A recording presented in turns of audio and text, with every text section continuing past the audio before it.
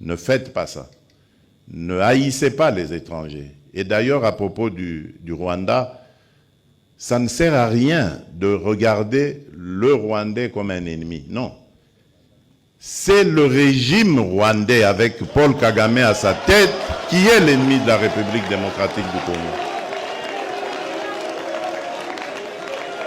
Les Rwandais et les Rwandaises sont nos frères et sœurs.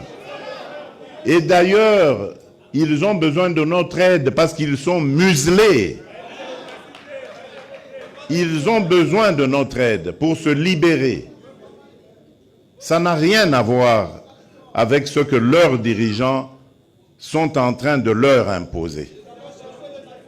Donc, ne les regardez pas comme des ennemis, mais comme des frères qui ont besoin de notre solidarité pour nous débarrasser et débarrasser l'Afrique de ce genre de dirigeants rétrogrades qui ramènent les méthodes des années 60 et des années 70.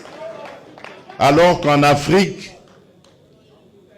on avait décidé de mettre fin au bruit des armes. Si vous vous rappelez, ceux qui suivent un peu, c'était 2020, il fallait taire les armes en Afrique pour que l'Afrique passe à autre chose, comprenne qu'elle est la dernière de la classe dans le monde parce que, justement, à cause des guerres et des divisions, nous nous étions entendus comme ça.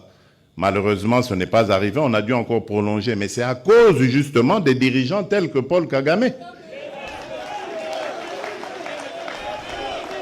Et il s'enorgueillit d'être un faiseur de guerre, un spécialiste dans la guerre. Il en est fier.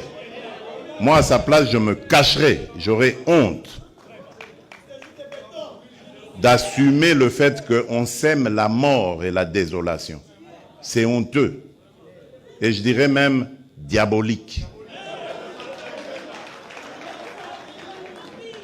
Nous n'allons pas manger de ce pain.